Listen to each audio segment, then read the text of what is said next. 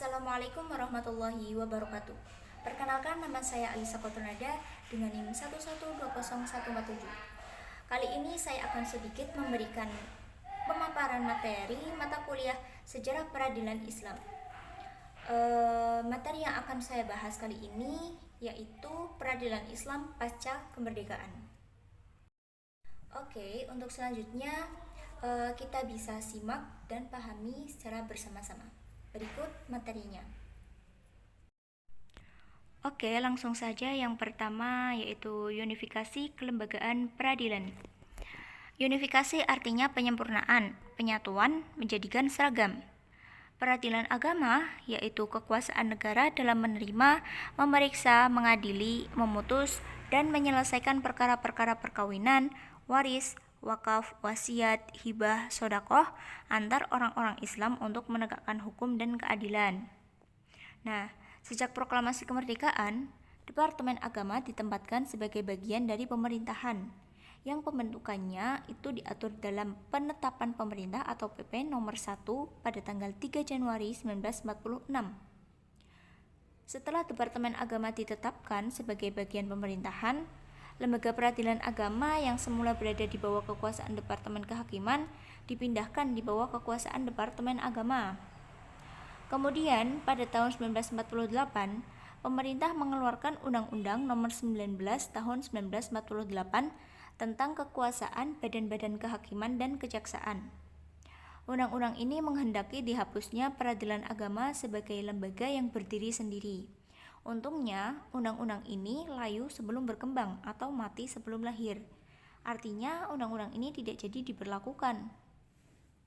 Kemudian, dalam Penetapan Menteri Agama nomor 1 tahun 1951, diadakan penataan nasib para pegawai peradilan agama dengan pengangkatan mereka menjadi pegawai negara. Sehingga mereka yang pada zaman penjajahan tidak mendapat gaji, sekarang mendapatkannya secara tetap dari negara.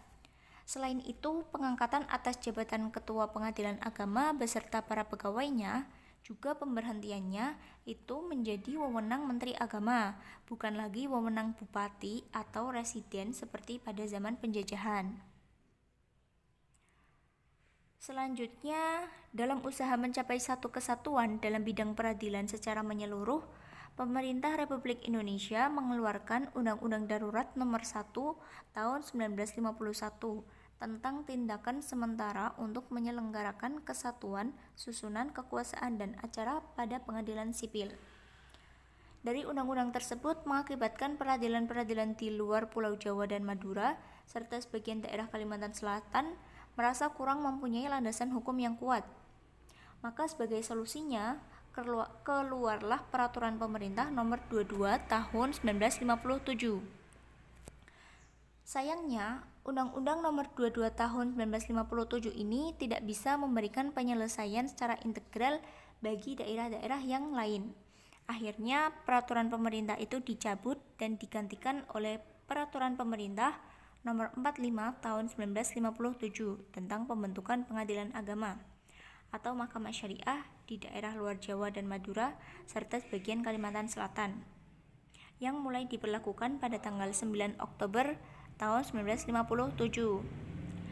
Dari PP nomor 45 tahun 1957 juga masih dirasa merugikan kepentingan umat Islam, karena dapat tidaknya pengadilan agama Islam menyelesaikan perkara umat Islam itu tergantung diterima atau tidaknya hukum itu sebagai hukum oleh adat setempat.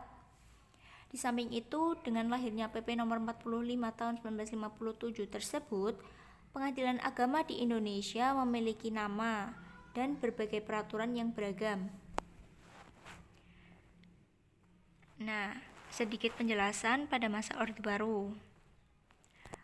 Pada masa ini, pertama kali yang dilakukan dalam rangka penataan pelaksanaan kekuasaan kehakiman secara murni adalah mengadakan peninjauan atas Undang-Undang Nomor 19 Tahun 1964 dengan Undang-Undang Nomor 6 Tahun 1969 yang menghendaki adanya undang-undang tentang ketentuan-ketentuan pokok kekuasaan kehakiman yang baru atau sebagai penggantinya. Hal ini direalisasikan pada 17 Desember 1970, disahkan dan diundangkan Undang-Undang Nomor 14 Tahun 1970. Berdasarkan undang-undang tersebut, keberadaan peradilan agama makin kokoh sebagai salah satu lembaga pelaksana kekuasaan kehakiman di negara Republik Indonesia. Bahkan kedudukannya setara dengan PU, PM, dan PT-UN. Sebagai puncak dari kekokohan dan kemapanan Badan Peradilan Agama sebagai suatu bagian dari peradilan negara di Indonesia, itu ditandai dengan disahkannya Undang-Undang Nomor 7 Tahun 1989 tentang Peradilan Agama. Pada tanggal 27 Desember 1989 mengenai susunan kekuasaan dan acara peradilan agama. Kemudian pada masa pembangunan reformasi. Pada masa reformasi ini, pembinaan dan pengawasan yang dilakukan yudikatif dan eksekutif sudah dianggap tidak layak lagi karena jelas mempengaruhi kemandirian Badan Peradilan Agama. Oleh karena itu, diadakan perubahan dari UU nomor 14 tahun 1970 menjadi UU nomor 35 tahun 1999 tentang ketentuan-ketentuan pokok kekuasaan kehakiman. Namun sekarang undang-undang tersebut telah diubah menjadi Undang-Undang Nomor 4 Tahun 2004 tentang kekuasaan kehakiman. Disahkannya undang-undang tersebut menjadi peristiwa yang amat bersejarah bagi lembaga kekuasaan kehakiman, karena menjadi tonggak sejarah bagi terwujudnya kemerdekaan dan kemandirian dari kekuasaan kehakiman secara utuh di bawah Mahkamah Agung. Setelah sekian lama pembinaan atasnya dilakukan oleh dua lembaga kekuasaan, yaitu eksekutif dan yudikatif. Kemudian materi independensi dan kesejajaran peradilan agama. Kesejajaran peradilan agama ini dibuktikan dengan disahkannya Undang-Undang Nomor 7 Tahun 1989.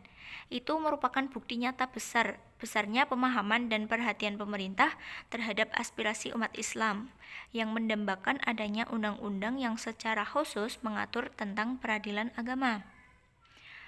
Nah, lahirnya Undang-Undang Nomor 7 Tahun 1989 tersebut membawa pengaruh yang sangat besar terhadap keberadaan peradilan agama di Indonesia, sehingga menjadi mandiri dan berdiri sama tinggi dengan pengadilan-pengadilan lainnya.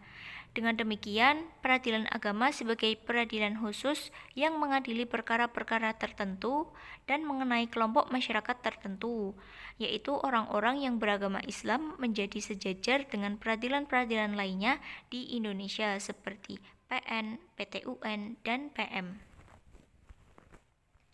Kemudian independensi. Independensi ini maksudnya ketergantungan. Dengan berlakunya Undang-Undang Nomor 7 Tahun 1989, hierarki pengadilan dalam lingkungan peradilan agama memiliki hubungan ganda, yakni yang pertama, hubungan fungsional dengan MA, yaitu dari segi yurisdiksi sampai administrasi peradilan.